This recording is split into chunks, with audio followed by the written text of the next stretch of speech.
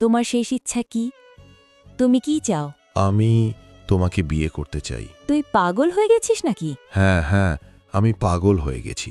একজন কয়েদি, যাকে মৃত্যুদণ্ড শুনিয়ে দেওয়া হয়েছে, যখন তাকে শেষ ইচ্ছা জিজ্ঞেস করা হলো, তখন সে এমন এক দাবি করে বসল যে পুরো জেলখানায় সনসনি ছড়িয়ে পড়ল। সে বলল, আমার ইচ্ছে হলো আমার জীবনের শেষ রাতটা একটি কুমারী মেয়ের সঙ্গে কাটাতে চাই, যে নিজের ইচ্ছায় আমার দুলহন হবে। মন্দিরে ঘোষণা করে দিন, কেউ কি এই জন্য প্রস্তুত? পুলিশরা একে অপরের মুখের দিকে তাকিয়ে রইল। সত্যিই কি তার এই ইচ্ছা পূরণ করা সম্ভব? সে মেয়ে কোথা থেকে আসবে? আর যদি বিয়ে হয়েও যায়, তবে সেই রাতে কি হবে?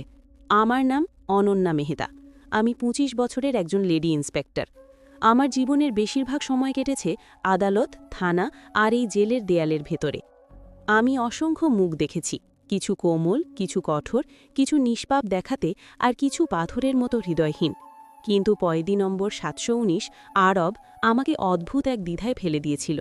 সে সাধারণ অপরাধী মনে হতো না, তার চোখে গভীর এক বিষণ্ণতা, আর মুখে এমন এক শান্তি যেন সব বুঝেও চুপ করে আছে। সে মাত্র ১৯ বছরের ছিল। এই কথাটা আমার হৃদয়ে তীরের মতো বিঁধত। যে ছেলেটা ঠিকমতো পৃথিবী দেখেইনি, তাকে এখন পৃথিবী ছাড়তে হবে। সে খুব কম কথা বলত, যেন শব্দ তার কাছে আছে কিন্তু ব্যবহার করার ইচ্ছা নেই। অনেকবার ইচ্ছে হয়েছে জিজ্ঞেস করি, আরব, তুমি এমন কি অপরাধ করেছিলে যার শাস্তি মৃত্যুদণ্ড? কিন্তু তার মুখে ছড়িয়ে থাকা বিষণ্ণতা আমার ঠোঁট সেলাই করে দিত। পুলিশের চাকরি আমাকে কঠিন করে দিয়েছিল, কিন্তু কয়েদি নম্বর ৭১৯-এর সামনে মনে অদ্ভুত কোমলতা জেগে উঠত।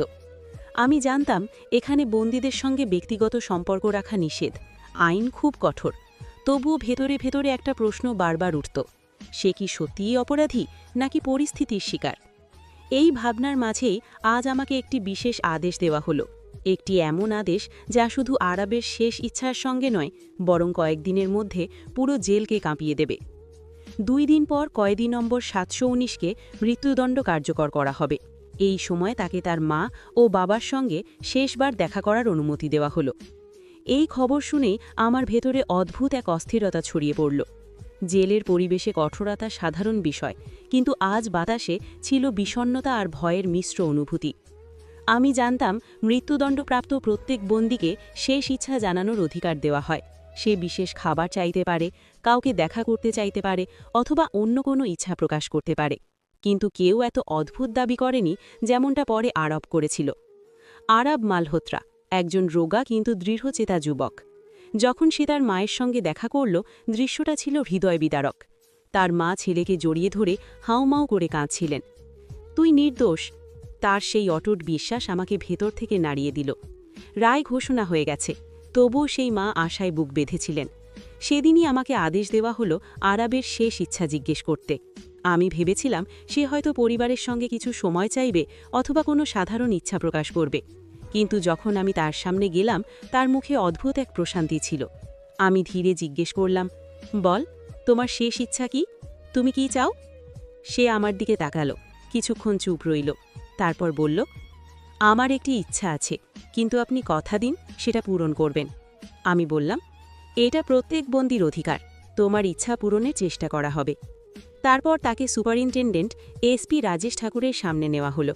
এসপি রাজেশ ঠাকুর নরম গলায় বললেন, বলো বাবা, তোমার শেষ ইচ্ছা কি? আরব বলল, আমি জীবনে প্রথম এবং শেষবার বিয়ে করতে চাই। ফাঁসির আগে এক রাত আমার স্ত্রীর সঙ্গে কাটাতে চাই। কথাটা শুনে পুরো ঘরে নিস্তব্ধতা নেমে এলো। এসপি রাজেশ ঠাকুর বললেন, বিয়ে আমরা করাতে পারি, কিন্তু ভাবো, কে তোমাকে বিয়ে করবে? ২ দিন পর তোমার মৃত্যুদণ্ড। না টাকা না প্রভাব, কোন মেয়ে একদিনের দুলহন হতে রাজি হবে? আরব শান্তভাবে বলল, আমি আমার কথায় অটল, এটাই আমার শেষ ইচ্ছা। এসপি বললেন, আর কিছু চাও? খাবার, দেখা সাক্ষাৎ, কিন্তু বিয়ে অসম্ভব। আরব বলল, আমার বিয়ে নিজে থেকেই হয়ে যাবে, শুধু সরস্বতীনগরের মন্দিরে ঘোষণা করে দিন মৃত্যুদণ্ডপ্রাপ্ত বন্দী আরব সিং একদিনের জন্য বিয়ে করতে চায়, যদি কোনো নারী নিজের ইচ্ছায় রাজি হয়। ঘরে আবার নীরবতা নেমে এলো। শেষমেশ ঘোষণা করা হলো। সন্ধ্যায় মন্দিরে ঘোষণা ভেসে উঠল। সবাই নিশ্চিত ছিল কেউ আসবে না, কিন্তু মাত্র ১ ঘণ্টা পর একজন সিপাহী দৌড়ে এসে বলল, ম্যাডাম, জেলের গেটে এক মেয়ে দাঁড়িয়ে আছে, বধূর সাজে, তার সঙ্গে পণ্ডিত গোপাল শাস্ত্রীও আছেন। আমরা সবাই অবাক হয়ে গেলাম।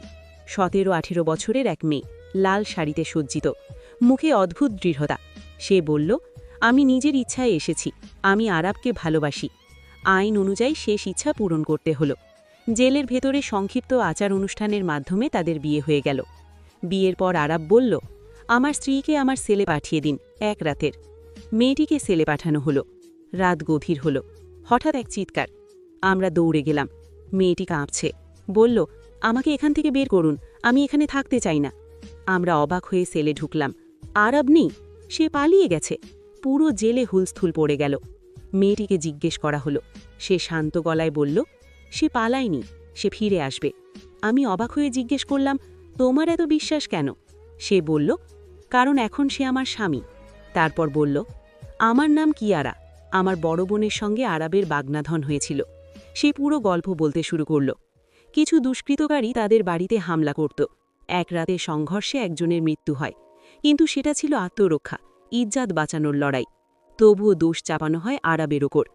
কিয়ারা বলল, আরব অপরাধী নয়, সে আমাদের রক্ষা করেছিল। তারপর জানালো, সবই ছিল পরিকল্পনা। তার মা তাকে বলেছিলেন, আমি আমার দ্বিতীয় মেয়েকেও কুরবানি দেব, কিন্তু ছেলেকে ফাঁসি হতে দেব না। কিয়ারা নিজেকে সেই পরিকল্পনার অংশ করেছিল। আরাবকে একজন নামী আইনজীবীর কাছে পাঠানো হয়। আদালতে সত্য প্রমাণিত হয় আরাব আত্মরক্ষায় লড়েছিল। আদালত তাকে সম্মানসহ খালাস দেয়। মৃত্যুদণ্ড কার্যকর হয় না, সে মুক্তি পায়। আমি জানালার বাইরে তাকালাম। ভোরের আলো ছড়িয়ে পড়ছে। মনে হলো, কিছু গল্প সময়ের সঙ্গে মুছে যায় না, হৃদয়ের কোনো কোণে চিরদিন বেঁচে থাকে।